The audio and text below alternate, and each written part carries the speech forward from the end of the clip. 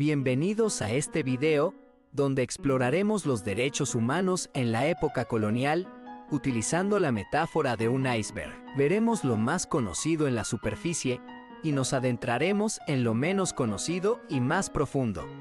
En el mundo actual, los derechos humanos y la propiedad privada son dos conceptos fundamentales que influyen en nuestras vidas de múltiples maneras. Los derechos humanos son básicos e inalienables, protegiéndonos y garantizando nuestra dignidad y libertad. Sin embargo, su protección y garantía varían según la región y enfrentan desafíos como la discriminación y la desigualdad. Por otro lado, la propiedad privada, el derecho a poseer y utilizar bienes de manera exclusiva, es esencial en el sistema económico actual. No obstante, también enfrenta desafíos como la concentración de la riqueza y los conflictos por el acceso a recursos. En la época colonial, la situación era totalmente opuesta. Los colonizadores violaban sistemáticamente los derechos de los pueblos originarios y no reconocían su propiedad sobre la tierra. Así pues, al explorar este pasado, nos sumergimos en un iceberg de injusticias y desigualdades que sentaron las bases para el sistema actual de derechos y propiedad.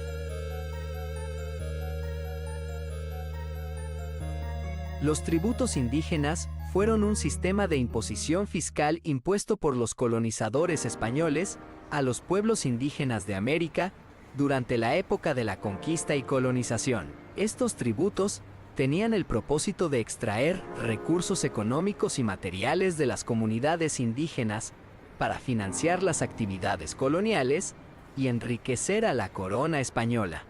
Los tributos podían consistir en diferentes formas de pago, como productos agrícolas, textiles, oro, plata, mano de obra, o incluso en la forma de trabajo obligatorio. Este sistema de tributos fue una de las formas en que se explotó a los pueblos indígenas durante la colonización española, contribuyendo a la subyugación y empobrecimiento de las poblaciones nativas. Además de los tributos impuestos por los colonizadores españoles, los indígenas también debían cumplir con sus propios sistemas de impuestos y obligaciones hacia sus líderes locales o caciques. A pesar de los esfuerzos de resistencia y protesta de los pueblos indígenas, los tributos siguieron siendo una carga significativa para ellos hasta bien entrado el período colonial. La esclavitud fue una práctica despiadada y deshumanizadora que marcó profundamente la historia de las colonias europeas en América, así como en otras partes del mundo.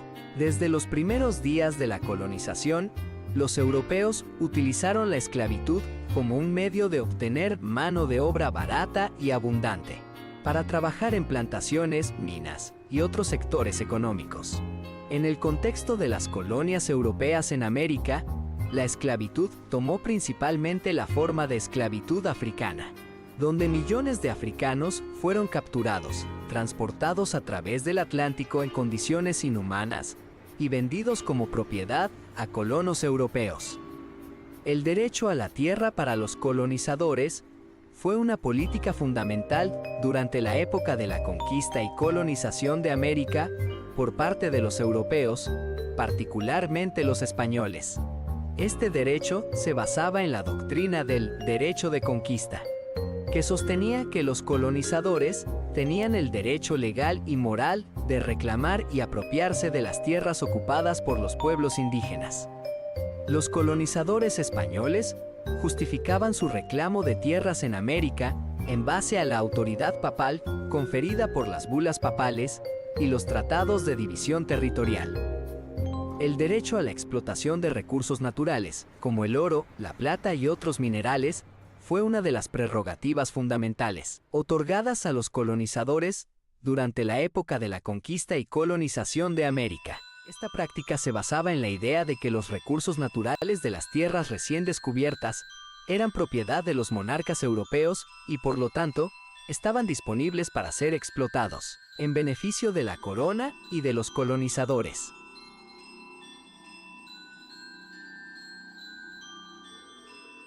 El mestizaje fue un proceso crucial durante la colonización de América, derivado del encuentro y la interacción entre europeos, indígenas y africanos. A medida que los colonizadores europeos se asentaron en el continente, Las relaciones entre estos diferentes grupos dieron lugar a una mezcla de etnias, culturas y tradiciones. Este proceso de mestizaje resultó en la creación de nuevas identidades mestizas que combinaban elementos de cada una de las culturas originales. La encomienda fue una institución central en la colonización de América por los españoles, implementada para organizar y controlar la mano de obra indígena. Bajo este sistema, la corona española otorgaba a un colonizador, conocido como encomendero, el derecho a recibir tributos y trabajo forzado de un grupo de indígenas. La encomienda facilitó la explotación sistemática de los recursos y la mano de obra indígena, contribuyendo al enriquecimiento de los colonizadores y al sostenimiento económico de las colonias, aunque se justificaba como un sistema para civilizar y evangelizar a los indígenas. En realidad perpetuó la opresión y la desigualdad, debilitando las estructuras sociales y económicas tradicionales de las comunidades indígenas. Eventualmente, debido a las críticas y abusos evidentes, la corona española promulgó leyes para limitar y, en teoría, abolir el sistema de encomiendas. Las leyes de Indias fueron un conjunto de legislaciones promulgadas por la corona española para regular la vida en las colonias americanas y proteger a los pueblos indígenas. Estas leyes, desarrolladas entre los siglos XVI y XVIII, buscaban establecer un marco legal para la administración colonial y garantizar ciertos derechos a los indígenas, tratando de mitigar los abusos cometidos por los colonizadores. No obstante, las leyes de Indias representan un esfuerzo pionero en el intento de regular y humanizar las relaciones coloniales, estableciendo un precedente en la legislación sobre derechos humanos. El repartimiento fue un sistema de trabajo forzado implementado por los colonizadores españoles en América, diseñado para proporcionar mano de obra indígena para diversas labores en las colonias. Este sistema sustituyó en parte a la encomienda, con la intención de ser una forma más regulada y justa de organizar el trabajo indígena. El repartimiento fue criticado tanto por su ineficacia como por su impacto negativo en las poblaciones indígenas. A pesar de los intentos de la corona española por regular y humanizar el sistema, los abusos persistieron debido a la resistencia de los colonos y la falta de supervisión efectiva.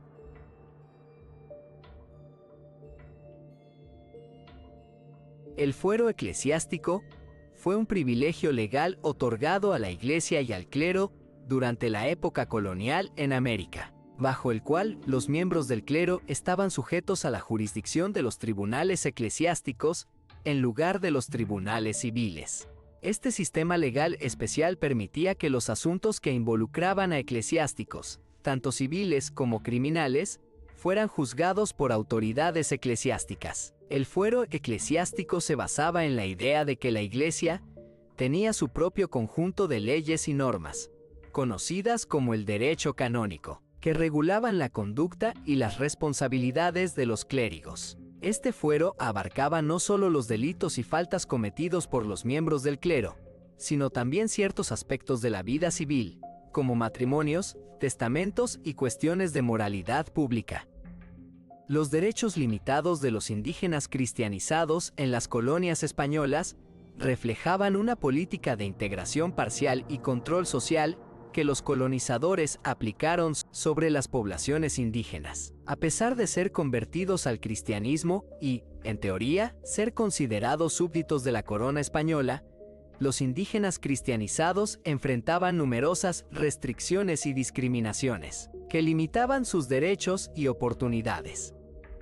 Las reducciones fueron asentamientos creados por las autoridades coloniales españolas y las órdenes religiosas, especialmente los jesuitas, con el objetivo de concentrar y proteger a las poblaciones indígenas en América. Este sistema tenía como finalidad facilitar la evangelización, control y protección de los indígenas, asegurando su conversión al cristianismo y su integración en la economía colonial.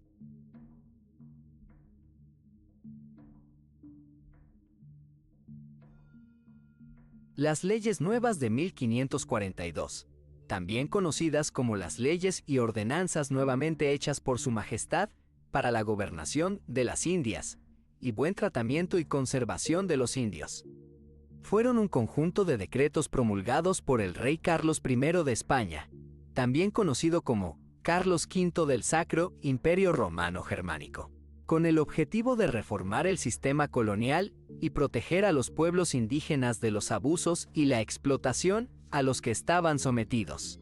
A pesar de las buenas intenciones y las reformas significativas introducidas por las leyes nuevas, su implementación enfrentó una fuerte resistencia por parte de los colonos y encomenderos, que veían en estas leyes una amenaza a sus intereses económicos y su poder. Los derechos de los afrodescendientes libres en las colonias españolas de América estuvieron marcados por una combinación de logros y limitaciones. A pesar de haber obtenido la libertad, estos individuos enfrentaban una serie de desafíos y restricciones que limitaban su plena integración y participación en la sociedad colonial. A pesar de haber obtenido la libertad, estos individuos enfrentaban una serie de desafíos y restricciones que limitaban su plena integración y participación en la sociedad colonial. A pesar de que la esclavitud indígena fue oficialmente prohibida en las colonias españolas, esta práctica continuó de manera persistente y sistemática debido a una combinación de factores económicos, sociales y administrativos, la falta de supervisión efectiva y la implementación de sistemas de trabajo coercitivo que perpetuaban la explotación indígena. Esta persistencia subraya la complejidad y los desafíos de aplicar reformas humanitarias en el contexto de una sociedad colonial profundamente desigual y explotadora. Los derechos de las mujeres coloniales en las Américas, durante el periodo de colonización española, eran significativamente limitados y estaban marcados por las normas y expectativas patriarcales de la época. A pesar de estas restricciones, las mujeres desempeñaron roles importantes en la sociedad colonial y, en ciertos contextos, algunas lograron ejercer cierta autonomía y poder.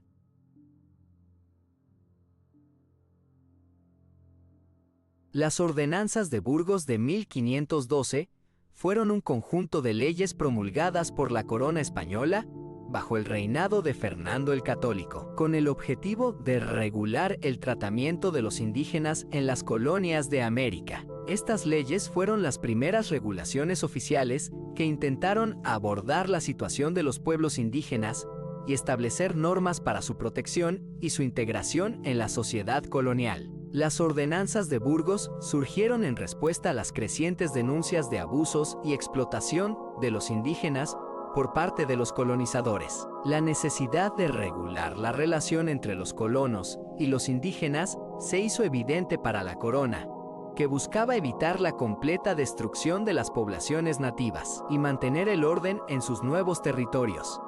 En el contexto de la América colonial, los términos rebeldes y forajidos se referían a personas que se oponían a la autoridad colonial o que vivían al margen de la ley, frecuentemente desafiando las normas y reglas impuestas por los colonizadores españoles. Estas figuras eran a menudo resultado de las tensiones y conflictos que surgieron durante la colonización y explotación de los territorios americanos.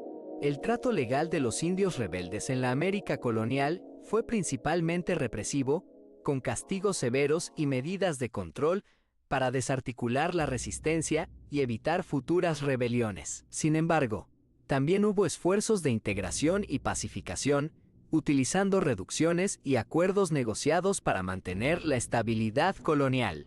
A pesar de estos esfuerzos, las rebeliones indígenas continuaron siendo una constante en la historia colonial, reflejando la resistencia persistente de los pueblos indígenas a la dominación colonial. Los mestizos en la América colonial tenían ciertos derechos, como la propiedad, la participación económica y el acceso a la educación y la justicia.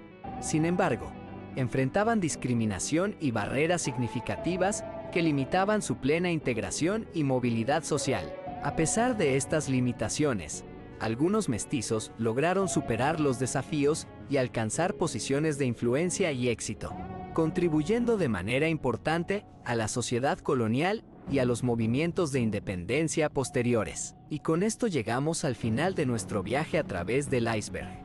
Hemos explorado las capas más visibles y las profundidades ocultas de este fascinante tema. Esperamos que hayas disfrutado descubriendo estas curiosidades y misterios, tanto como nosotros disfrutamos compartiéndolos contigo.